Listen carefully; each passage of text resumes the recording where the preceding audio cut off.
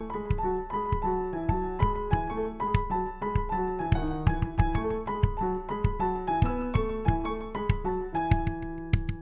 everyone, this is Sukanya. And I'm Nishtha. And we welcome you to the season finale of Intersectional Feminism Desi Style, brought to you by Feminism in India. To be very honest with you, all of our listeners, it's kind of a bittersweet day for us because Sukanya and I have now been doing this for 12 episodes, and we've had the absolute honor and pleasure of speaking to women who actually talk about all aspects of pop culture, whether it's in the digital sphere, in news, in books, OTT, films.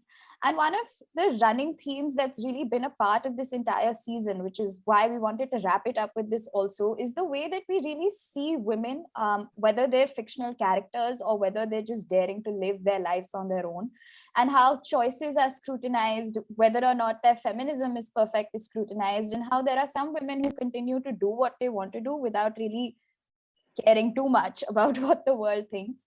And today's episode really is about celebrating these offbeat women, whether they're on screen or off screen, who are paving their own way. And we couldn't have a better guest with us today to be discussing all of this.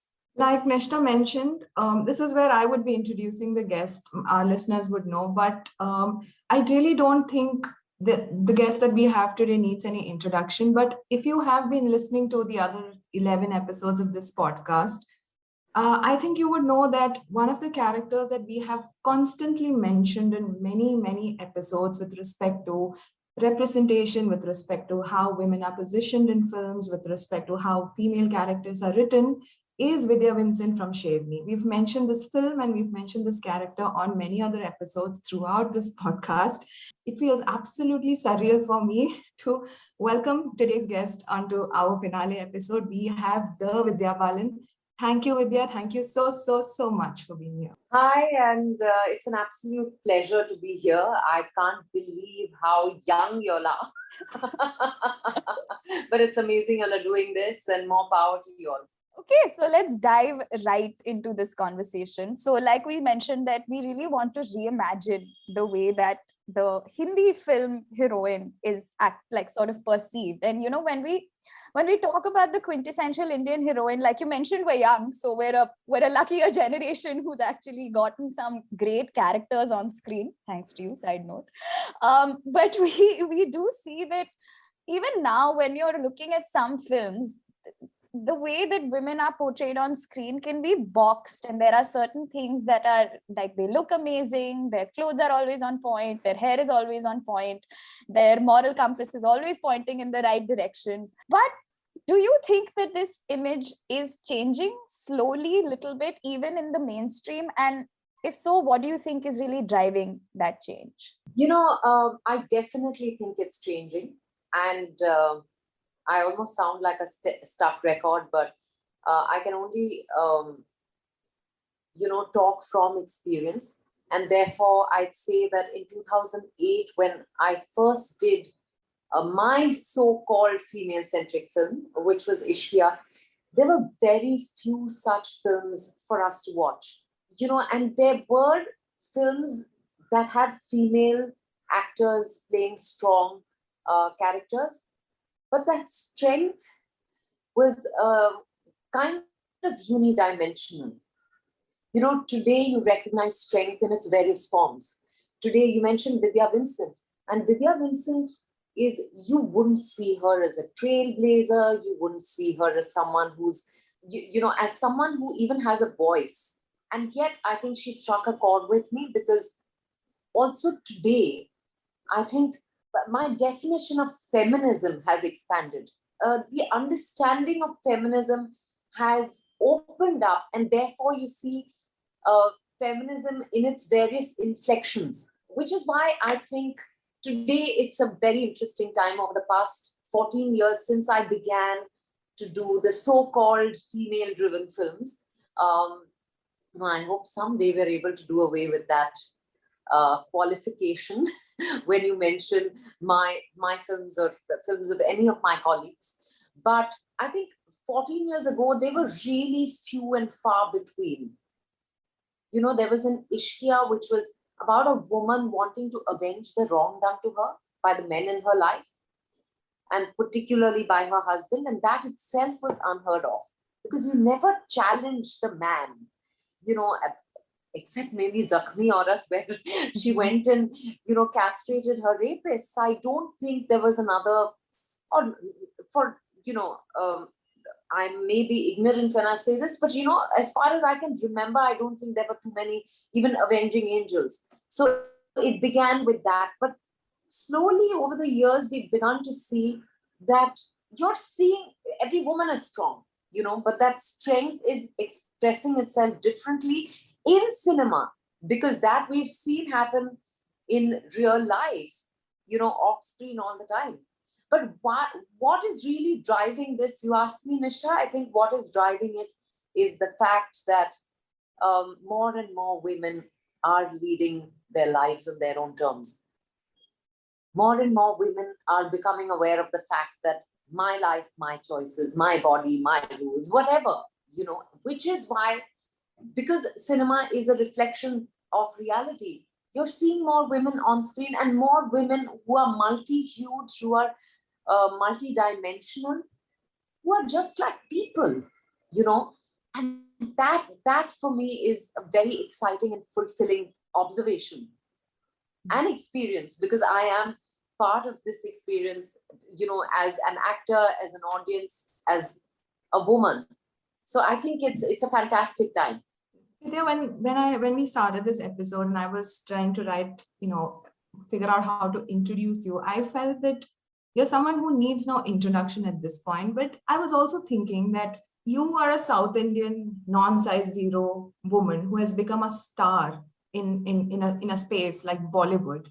And you have gotten to a place where you don't need introductions anymore.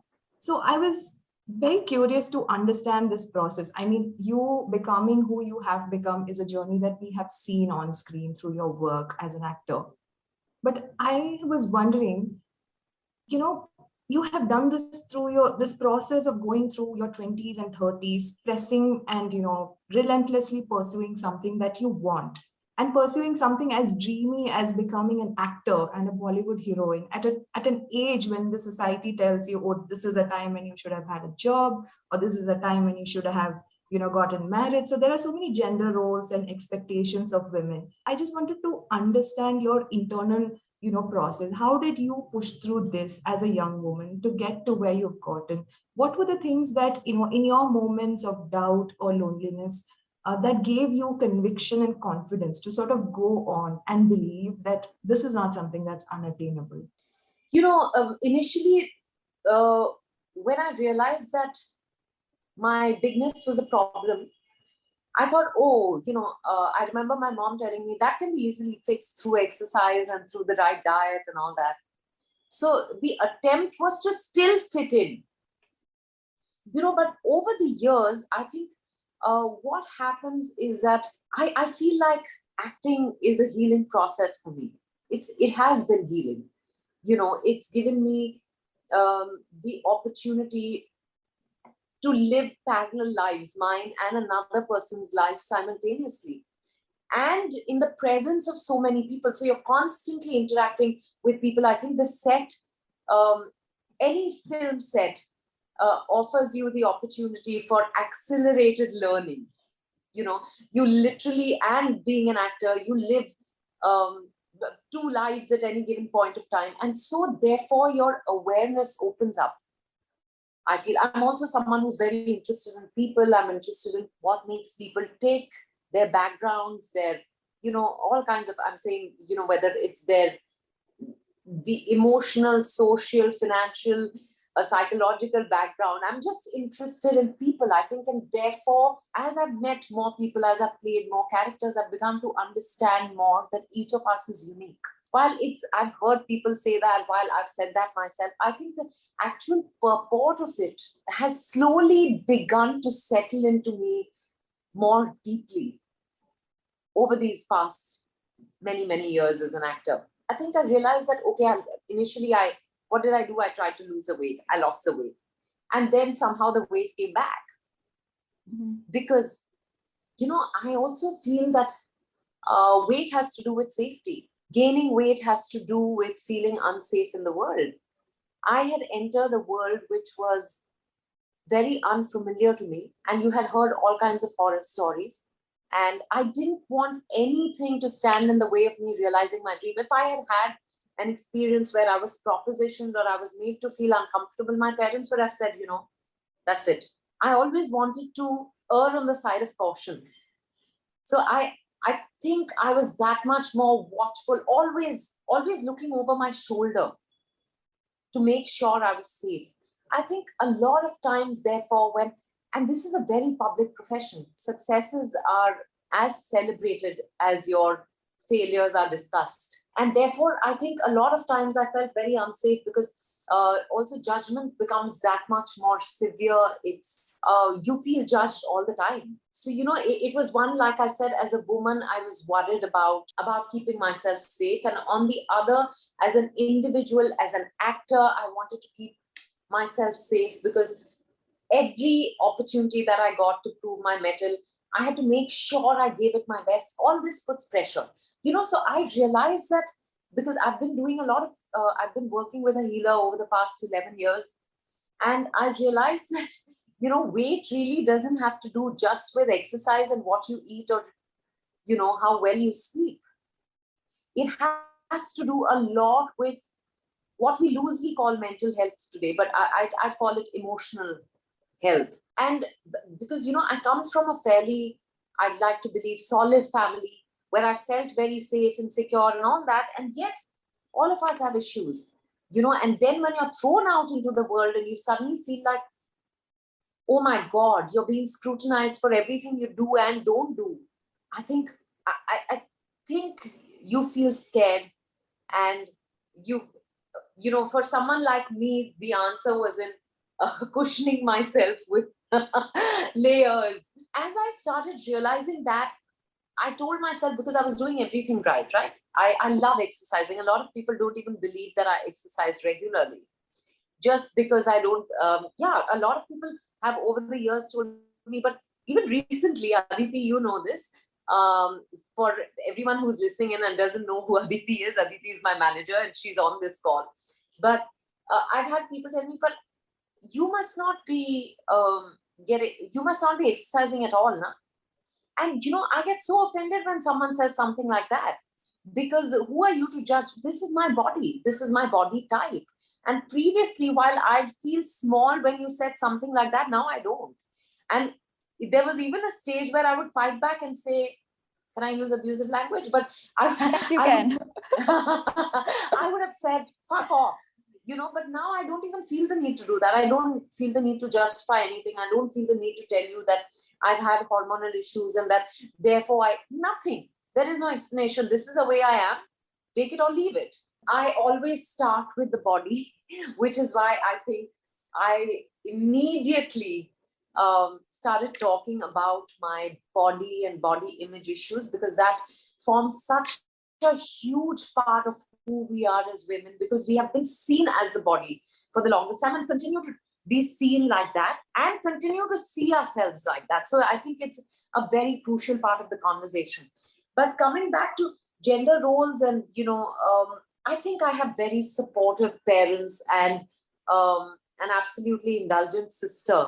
And that's the reason that I could just keep moving forward despite everything. And they had their preconceived notions, they had their fears and insecurities for me. And yet they realized that I was extremely passionate about what I was doing. Therefore, they realized that the best thing for them to do would be to support me silently. A lot of times I would ask them for advice and they'd say, but do what feels right.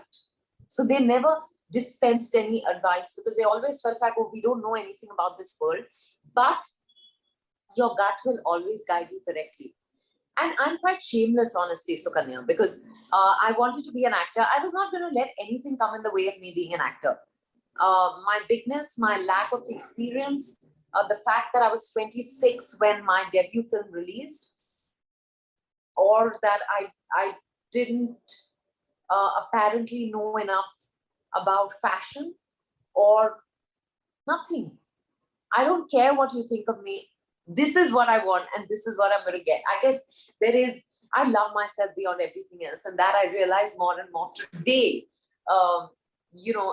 maybe it was that love for myself and for acting, because that is the one thing that really, really fulfills me and challenges me and makes me happy. The set is my happiest place, So I don't care what anyone has to say. The stars will align and my dreams will come true. I think it's also the upbringing I've had. My parents have always taught me that, and I'd say particularly my father. My mother gave me my faith, and my father, I think, has always believed in the goodness of the universe.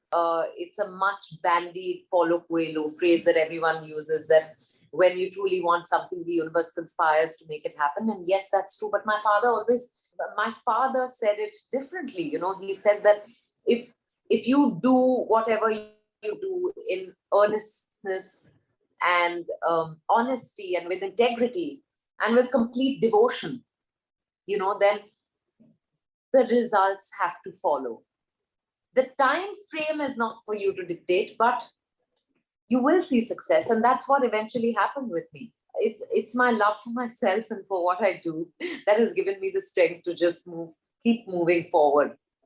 I mean, before I move on to what we have to ask you, so again, like, we're new in this profession, we've just started out, and this is just it's such a seemingly small thing, right? Like, love what you do and believe in yourself. It's almost like the two tenets with which you live your life, but it just there are days when it's impossible to do that, to love yourself and to live your life. So, I mean, thank you for saying this. It just reiterates it for so many, many of us, that it's okay, just chill, love yourself. Things will work out as they have to work out. And and it's not for us to really, I think this is a very important lesson being an actor. I've learned that you can only do your best. You can't determine the outcome. It happens to us all the time, Sometimes you work so passionately on a film, you have a great time, you think, oh, it's going to be like the most definitive film, it's going to be a huge success or whatever, and then it turns out to be the absolute opposite.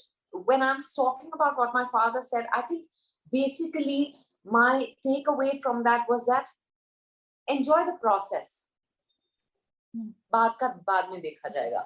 My favoriteest analogy that I use about dreams, desires, if just it's like holding on to the string of a balloon. If you hold on to it, if you keep saying, oh, I want this, I want this, I want this, the balloon will not soar. But if you let go of the string, it will find its way into the sky. So I think all of us have to do whatever we want to, and then just let go of the result. But invariably, when you're able to do that, things work out. When you were talking about the kind of films that you've been doing and how it, like, Ishqiya was sort of 2008 was when you brought up the term female-centric films, and how you feel like it was just, like you said, that I wish that this is a term that we can retire in the next couple of years, and we don't say male-centric films, so why say this? But we now see, like, we're witnessing a time in our films, and one is always on the fence about it, about how films are trying to propagate social awareness. And then there are some that do it very subtly by not really harping on the fact that, hey, look at us, we're a politically aware film. And then there are some makers who do that, who say that we are feminist, we have the best sort of messaging, we are going to change the way society sees something. What's your take on this trend that's sort of come in? Like, does it annoy you? Do you think it's positive? Because, like I said, a lot of us are on the fence about it. If you have to sell your message that hard, then what are you really selling? Like that. I find it exhausting, Nishtha. I find it arrogant. I have no patience for it. I'm not here to change the world. I'm here to embrace the changes that are happening around me, and thereby to change myself. Because I cannot even claim to be 100% an absolute feminist in any way. I keep saying I'm a work in progress feminist because, the patriarchal mindset is so deeply embedded even in women. But I think everyone is trying to change the way they think and the way they behave, including the men around us. But, you cannot expect change to happen overnight. No one is an absolute misogynist. No one is an absolute feminist. We all have elements of that within us. This definition of feminism has become very rigid and it's become very intolerant. People are not willing to give anyone the benefit of the doubt and say that, we're so easy to judge others. It's so convenient to judge others. The point I was trying to make is that, all of us are work in progress. But the moment we see expression of something that's misogynistic today, we want to brand that person as a misogynist. There might be elements of that person that's still misogynistic, but there might be things in that person might still be a feminist, but not because misogyny, because a patriarchal mindset is so deeply embedded, and not only in India, the world over, we're all still fighting that. But sometimes you don't even recognize in what ways. I keep saying I could be misogynistic, without even realizing it. You've just spoken about how we are all shades of gray and how we are all also in this politically transformative process of trying to understand how conditioned misogyny and patriarchy are in us, and we are every day fighting. So in that space, I also wanted to ask you, you also spoke about how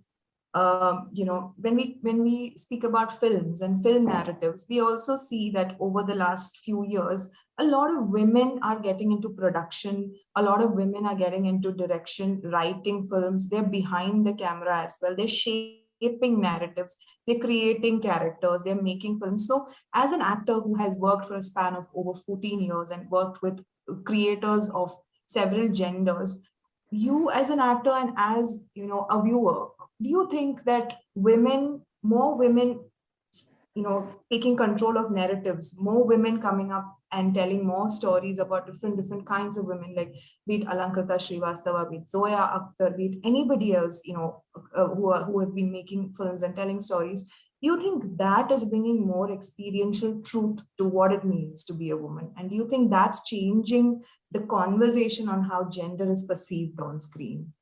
Obviously men understand men better, women understand women better, because it's a personal experience. So yes, I think it's a little more layered when it's a female story being told by a female filmmaker. I've done Shakuntala, which in my opinion, was one of the best experiences I had, because my director, Anu Menon, is a really collaborative person. And that comes from being a woman who would always, who carries the family along, for example, who's had to historically, so she is used to navigate that path, to hear whatever everyone has to say and yet decide what she wants to. She's not egotistic about someone having an opinion and expressing it. You have the space to express what you want to with her. Also, the story she chose to tell was a fantastic one, because for me, a flawed mother is someone that, I think in 2015, I'll never forget this. I was at a film festival and I said, I was asked, what is the one thing you'd like to change about Hindi cinema? And I said, the glorification of the mother. And the universe heard it, and I got Shakuntala 6 years later. So I think because we have to also recognize that there is a huge part of the mother that's an individual, that's a woman. But we have it's almost like 100% of the mother has to be mother, and therefore she's a sacrificial goat. I think it's so fantastic, therefore, that there are so many more filmmakers, there are so many more writers, producers, production people, cinematographers. Shakuntala was also shot by Kiko, who is a Japanese cinematographer, and she was fantastic. Because, like Anu Menon keeps saying, it's the lensing. It's the lens through which you see something. So sometimes, and through which you're shown something, that makes all the difference. I've also recently worked with a female filmmaker. Every time I see female filmmaker, I feel like, how does it matter anyway? But with Shisha Guha Thakurta, who again had such a unique approach. And in her case, I don't think it was man-woman. It was just, she was telling a human story. So, with every film, I see that we're moving. It's a step forward. There is progress. There is a better understanding. There is evolution in every way. In the way women are being portrayed, in the way women are seeing themselves primarily. And therefore, I think it's fantastic. And I also think there are wonderful filmmakers, male filmmakers, who are telling female stories. And as well. And also, I wanted to come back to what you were asking me about films giving a social message. And, I get offered a lot of these, ye Nari Shakti ke bare mein hai. So I get offered a lot of things which are very obviously about empowerment, and people think that I would be interested in a cause film. I've never been interested in cause films. The only cause I'm interested in is me. I feel over the years, the films I've done have never been attempts at making a point, but it's spoken to me, and therefore I've done it, and always been an extension of my beliefs. And if I as a woman could relate to it, then many more people ended up, many more women ended up relating to it. I think they felt that, oh, this is a story about female empowerment. But honestly, I cannot say it enough number of times that the only person I've tried to empower through all my films is me. I'm not here to change the world, but if that is a byproduct, I'm very grateful. This is a great place to actually segue into what you were talking about, how feminism these days also is seen through a very rigid, linear lens sometimes. That if you're a mother who decides to forsake her career to take care of her child, not taking into account what that child needs or what that means to you or why you want to do it. Of course, every decision that we make is colored by some or the other internal bias, but there is just generally, even with the perception of feminism these days, it's that we're hardcore, bra burning, angry at the world kind of people, and sort of the softer aspects of being a feminist are forgotten. So whether it was a single mother taking care of a child while also having a career, whether it was a sister who decided to put her life on hold to get justice for her sister, whether it was a woman who's married but doesn't want to have children and wants to live away from her husband and take care of the forest. There's been a multitude of characters that you've played that have had layers of non-linear feminism in them. Even what we were talking about, achieving your dreams, say the character of Reshma in Dirty Picture. She got her dreams, she got all the success that she wanted, but there were some aspects of her that still continued to remain unfulfilled. So would we say that that character is not a feminist? Would we say that that character is not empowered? So the sort of black and white lens through which really even questions of femininity and empowerment are seen become very confusing sometimes. But that being said, a lot of your roles have shown us that there's no archetype for an empowered woman. Any woman can be empowered. It depends on her context and how she's navigating her own context to kind of make that forward. So my question to you, and you can hate me for this question, is which is your favorite character who you think was able to really portray this line of thought? And like I said, you can hate me. It's annoying. I understand. But which character did you think do it? Or 2, 3, whatever, but which characters do you think really resonated with this line of thought that you have to be empowered within your own context and not the way that the world wants you to be? I think I will talk about the Dirty Picture because it is so easy to brand someone like Silk, who used her body to achieve her dreams. But for me, what's important is that was her choice. Was she exploited along the way? Maybe she was, but I don't think she saw it like that. For me, the most important thing is choice, whether it's, like you said, a mother who decides to give up her career to stay at home and take care of her children. I think today we're unable to appreciate that. It's very unfortunate that we are using the same yardstick to measure empowerment. And, there's this other thing that I've always felt, that when you go into a village, a woman who wears a ghungat, experiences or hopes for empowerment in a different way. For her, just to be able to lift that ghungat up to her head, I'm not even saying off her head, that is empowerment. So it is very relative. I think I use use the example of silk, like I said, because it would be so convenient to rubbish away someone like silk. It will take a while, but I think it's important to recognize that nothing is absolute. Everything is relative. In the other films, the empowerment is quite obvious. They are, but for me, the example of silk is one that I'd say is all encompassing, and it's more holistic. This is, like we said at the beginning, this is the 12th episode of the season. And Yeah. all through this season, we've spoken about films, how to look at films, how to look at different aspects of popular culture, not just films. And you have also already spoken about how, this glorification of motherhood is one trope that you would like to not be there anymore in Bollywood. So I also want to ask you that, when you pick roles, like you have gotten to, like I said, you've gotten to a space where you need no introductions. You've become a bankable star. You're a viable actor in that sense. People, put money on you and you can shoulder films by yourself at the box office. That's where you've gotten. So now, Vidya, as an actor, while you look at the world, the way you mentioned, like, I understand that you look at the world as being in a process of change and evolution. Everything's changing with every film. As you said, you feel that you learn something. There's one step at a time change happening, and contextually empowerment is happening, learning is happening. So now, in the middle of all this, being the star that you are and being the actor that you are, when roles are offered to you, what is it that guides you? What is it that you envision for yourself looking ahead? What do you want to do now? I had a dream. I wanted to be an actor and tell stories that resonated with me, played characters that I identified with to a greater or lesser degree. Because, you never completely identify with another person. Like I said, I go back to saying that because we're all individuals. But I didn't have a plan even then.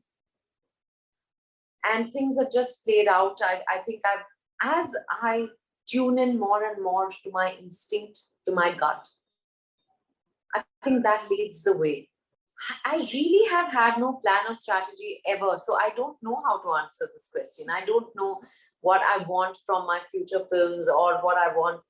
I'm someone who doesn't have, no goals, no, nothing. I just want to continue enjoying what I've been doing and to empower myself. I mean, you said that you want to empower yourself, and if you can change the world along with that, then that's just an added bonus to all of this. So, I mean, as young women who've been consuming your cinema and being like, hey, I didn't even know this was an option. I'd like to say that is happening. And I think with that, we've come to the end of this episode. And I think I speak on both mine and Sukanya's behalf that for us, one of the biggest takeaways really has been about an empathy and looking at the world through this lens of understanding that you have your reality and I have mine. And as long as we all come to understand that, then, change will hopefully come. So Vidya, thank you so much. May I add that empathy, needs to start with you. If you have that empathy towards yourself, you will have empathy towards the world. Absolutely. I think it's very, Vidya, when we were, thinking of recording this episode with you, one reason why we were very, very, at least I was very, very, bent on giving everything we have at an opportunity to speak with you is because also in a sense for women, for girls growing up watching your films, as a girl who's grown up, like I said, in South India, watching your films, your victory is also very personal. Like every time you do something and you get ahead and you're successful, that success feels so personal because everything that you spoke about, how, our whole existence is embodied in our physical appearance and how our body, the way it looks is not just related to what we eat or how we exercise, but it's also got to do with the overall mental well-being, our emotional anchors, how safe the world makes us feel. And like you said, I think every woman navigating her life every day feels this sense of vigil. We're always looking over our shoulders. And sometimes food becomes our, companion and our comfort. and we go back to it because it's such a lovely thing to come back to. It's so non-threatening and it's so happy to just be able to eat food. And when you come from that space, and when you are in a space like Bollywood, where, like you said, you criticize for everything, and then you come here and speak about how you've learned to, not really give a damn about any of that. Even that, I mean, just seeing you thrive that way, that success is so personal. So I really want to tell you that you have been impacting a lot of us in that way. And the fact that you spoke about how the body is primarily the site that needs love and empathy from ourselves, that's something that I would really remember for a long time from this conversation. So thank you so much for being here today. It was an absolute honor to have you on our show. Thank you. My pleasure entirely. I've enjoyed chatting with you all. To our listeners, since this is the finale episode and you don't need to see us next Thursday, here we are at the end of the season. We hope you enjoyed this season. We will be back with more. Thank you for staying with us. Bye.